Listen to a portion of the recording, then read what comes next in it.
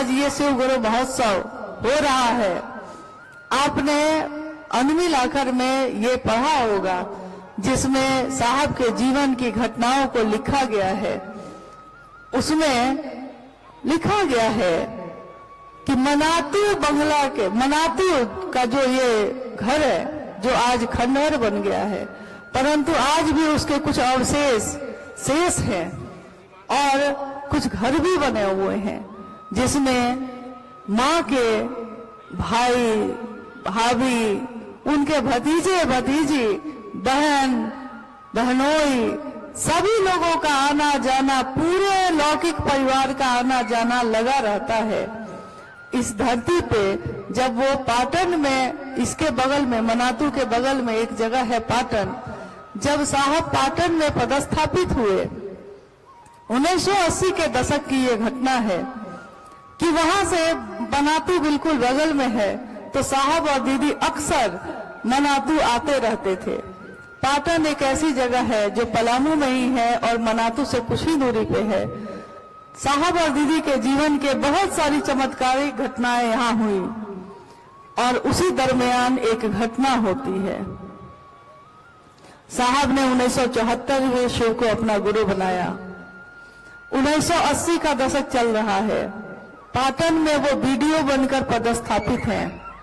अक्सर अपने ससुराल मनातू आते रहते हैं और ये वो समय है जब मनातू का ये घर जो आज खंडहर हो गया, जो उस समय बिल्कुल सही था, सही अवस्था में था, इसके चारों तरफ जंगल ही जंगल थे, बगीचे थे, जंगल थे। जहां हम और आप आज मैदान में बैठे हैं, इस मैदान में उस समय जंगल थे।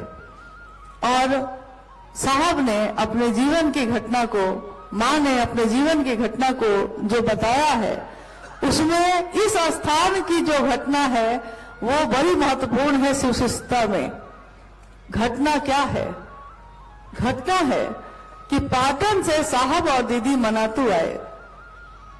मनातू में वो घर में है, रात हो गई है, चांदनी रात है, चारों तरफ चांद की रोशनी बिखरी हुई है और चांद की उस रोशनी में साहब और दीदी कहते हैं कि चलिए थोड़ा टहल के आते हैं।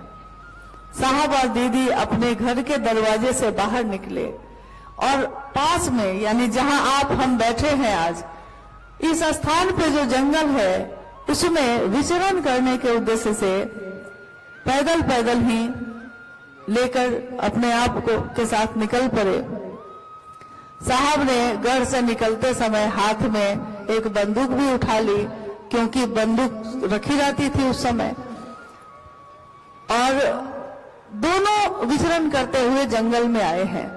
चांदनी रात है, रोशनी है चारों तरफ। उस जंगल में उन्होंने अचानक देखा कि उस चांद की रोशनी में एक अघोरी जो साधु के वेश में बैठा हुआ है, साधु बैठे हुए नजर आ रहे हैं। साहब ने प्रणाम किया। प्रणाम। मां नीलम आनंद जी भी नजदीक आ गए, उन्होंने भी प्रणाम किया। साहब ने उस साधु से कहा, कल्पना करिएगा कि इसी स्थान की वो घटना है और यहीं पे वो जंगल था उस समय। साहब ने कहा, आप अकेले यहाँ क्या कर रहे हैं? साधु ने कहा, तुम अकेले 15 वर्षों तक शमशान में क्या करते रहे? साहब ने जैसे ही ये बात सुनी, वो समझ गए कि कोई सिद्ध पुरुष है। तो साहब ने कहा कि मैं तो आपसे इसलिए पूछ रहा था कि आप अकेले बैठे हैं, लेकिन मैं तो शमशान में साधना करता रहा और मैंने शिव को गुरु बनाया। उस साधु ने फिर से पूछा साहब से कि शिव की तो पूजा करते हैं सारे लोग, तो बताओ तुम शिव को गुरु क्यों मानते हो? लोग शिव को गुरु क्यों माने? लगभग 10-15 मिनट तक साहब शिव के गुरु स्वरूप की चर्चा उस साधु से करते रहे। फिर साधु ने कहा, बड़ा अच्छा बोलते हो। इस पे मां नीलम आनंद जी ने उस साधु से कहा, मां कह रही हैं साधु से कि देखिए ना बाबा, ये अक्सर कहते हैं कि मैं लगता है पिछले जन्म में मैं मेढक था, इसीलिए जब सावन की बारिश होती है तो मुझको बड़ा अच्छा लगता है।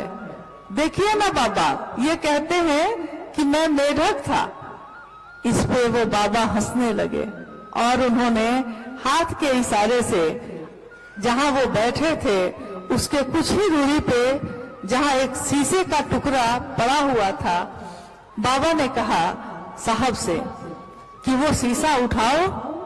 साहब ने यंत्रवत जाकर उस शीशा को उठा लिया है। साधु ने कहा अपना चेहरा देखो, तो साहब ने उस आईने को अपने तरफ किया। पीछे लाल रंग से रंगा हुआ वो आईना जब साहब ने अपने चेहरे की तरफ किया तो उस आईने में क्या दिखा? उस आईने में जिसमें वो अपना चेहरा देख रहे थे, अचानक उसमें जो तस्वीर उभरी, जो तस्वीर दिख रही थी, वो तो उनका नहीं था। तो उनके मुंह से निकला बाबा है। बाबा हम किसको कहते हैं? आज तक जितने भी देवी देवता हैं, उन समस्त देवी देवताओं में से एक सत्ता ही ऐसी है जिसको हमने सबसे ज्यादा अपना माना, जिसको हमने बाबा कहा है। बाबा हमने सिर्फ महादेव को कहा है, बाबा धाम जाएंगे हम, बाबा है मेरे। तो बाबा उस दिन साहब के मुख से निकला बाबा है। और देखते देखते जो साधु खड़े थे उनकी रूपरेखा बदलने लगती है। जटाजूट बढ़ जाते हैं, त्रिशूल प्रकट हो जाता है हाथ में, लेकिन सांप कहीं भी नहीं है।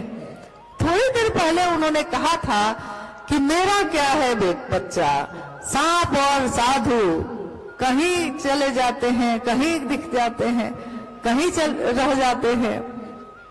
और अभी अभी जो रूप उनका बदला है, मां नीलमानंद उनके आगे हाथ जोड़कर झुक जाती हैं और वो कहती हैं, यहाँ पे उनका पत्नी भाव जागता है।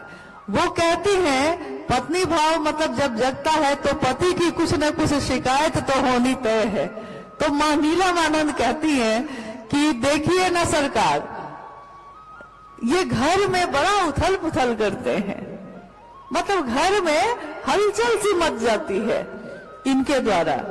इस पे साधु ने जो कहा है, इस पंक्ति को साहब ने अनेक बार शिव चर्चाओं में कहा है, प्रयोग किया है इसका, इस वाक्य का, कि साधु ने उस समय कहा इनको, साहब को, कि घर को मसान मत बनाओ बच्चा, घर को मसान मत बनाओ बच्चा, घर घर है, घर रहने दो उसको, गृहस्थ आश्रम है ना।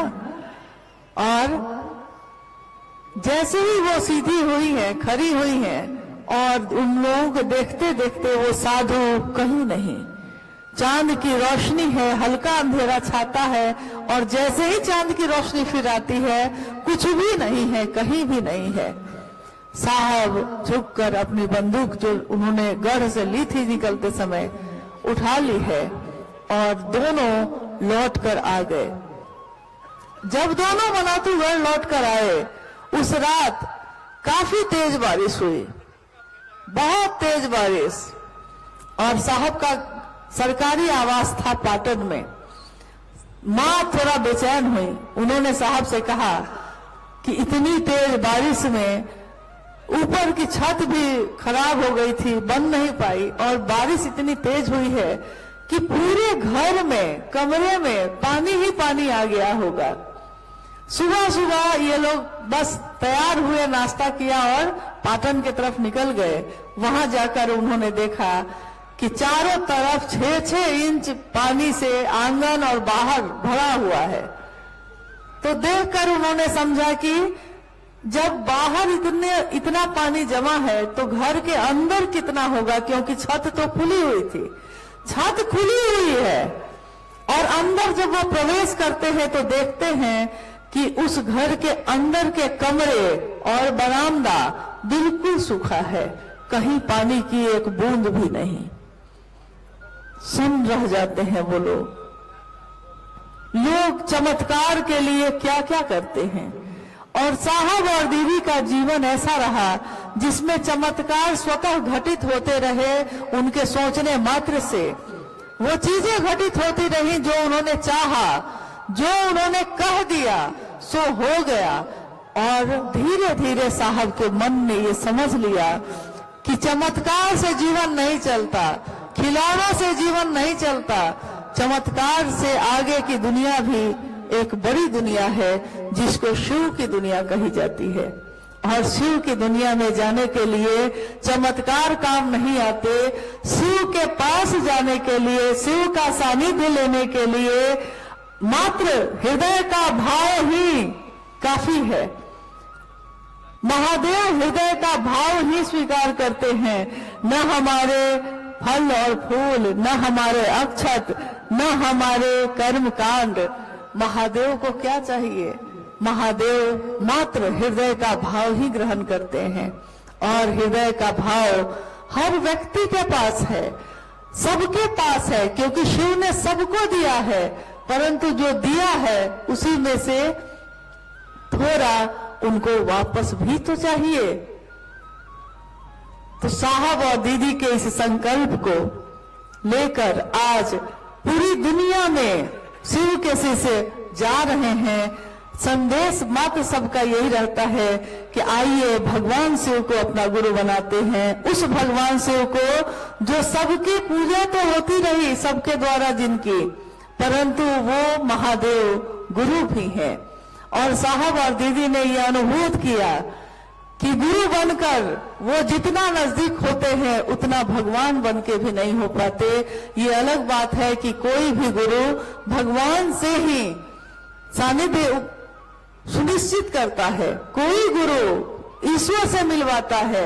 शिव भी जब गुरु होंगे तो ईश्वर से मिलवाएंगे, और भगवान से स्वयं ही हमारी मंजिल है, हमारे भगवान हैं, हमारे गुरु हैं। जब साहब ने ये बात शुरू की थी, शिव के शिष्यता की बात, शिव चर्चा शुरू की थी, तो याद करिए कि इससे पहले इतिहास जो हमारा कहता है, इस इतिहास में शिव की चर्चा का प्रचलन नहीं था। शिव पुराण कथा का प्रचलन था, राम कथा का प्रचलन था, कृष्ण की कथा का प्रचलन था, महाभारत की कथा का प्रचलन था। परंतु शिव चर्चा ये इस जगत में पहली बार साहब श्री के द्वारा धरती पे आई। शिव की चर्चा यानी शिव की बात। हम क्या करते हैं इसमें? हमारे द्वारा की हुई शिव की बात ही, शिव की चर्चा ही शिव की सबसे बड़ी पूजा है। और याद करिए कि साहब ने जो तीनों सूत्र दिए हैं उसमें शिव से दया मांगना भी, दया मांगना, आज तक कृपा शब्द का प्रयोग होता आया। कृपा का अर्थ होता है करो और पाओ। जो तुमने किया है वही तुमको मिलेगा, जितना भर किया है उतना भर मिलेगा। परंतु दया का अर्थ होता है तुमने कुछ न किया हो तब भी मिलेगा। आइए हम सभी शिव के शिष्य उस महादेव से, उस महादेव का दर्शन करें जो इस धरती पे, यहाँ इसी स्थान पे जिन्होंने साहब और दीदी को दर्शन दिया था और जिन्होंने कहा था कि घर को मसान ना बनाना, मत बनाना। हमको आपको भी ये संदेश है कि घर को, गृहस्थ आश्रम को भी बहुत सुंदर बनाना है। जो अपने घर को सुंदर नहीं बना सकता वो दुनिया को सुंदर क्या बनाएगा। तो आइए हम अपनी दुनिया को सुंदर बनाते हैं, अपने घर को सुंदर बनाते हैं, शिवमय बनाते हैं। जिस दुनिया के बारे में साहब श्री शिव के शिष्य ने कहा कि मैं नहीं जानता, शिव के बिना संसार की दशा और दिशा क्या होगी, परंतु यह मैं जानता हूं कि शिव के साथ यह मानवता सबल होगी, सक्षम होगी, सुवासित होगी। अस्तु, आओ चले शिव की ओर। कहाँ फंसे हैं हम सब? अपने धरती में चलना ही है तो चलिए शिव की ओर, बनना है तो बनिए शिव। जीना है, रहना है तो शिव बनकर रहिए, जैसा उन्होंने अपने आचरण से दिखाया है। और आज इस धरती पे भी उन्हीं के कारण हम और आप सब इकट्ठे हुए हैं। तो आप सभी गुरु भाई और गुरु बहन से, जिन्होंने आज की ये यात्रा तय की है, मनातू की ये यात्रा आपके जीवन की यादगार यात्रा बन के रहे।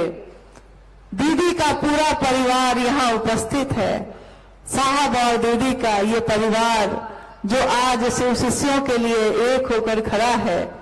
महादेव की असीम दया सब पे बरसती रहे कि ये सब एक बन के खड़े रहें और आने वाले लोगों का इसी तरह स्वागत और बात करते रहें। ये धरती गौरवान्वित होती रहे और यहाँ आने वाले हर व्यक्ति को लगे कि वो अपने घर आया है। इस मनातू के धरती से विदा होते समय भी हम सबके हृदय में ऐसा ही भाव है। इस मिट्टी को हम नमन करते हैं, जिस मिट्टी में कहते हैं ना कि आओ बच्चों तुम्हें दिखाएं, आओ भाई तुम्हें दिखाएं।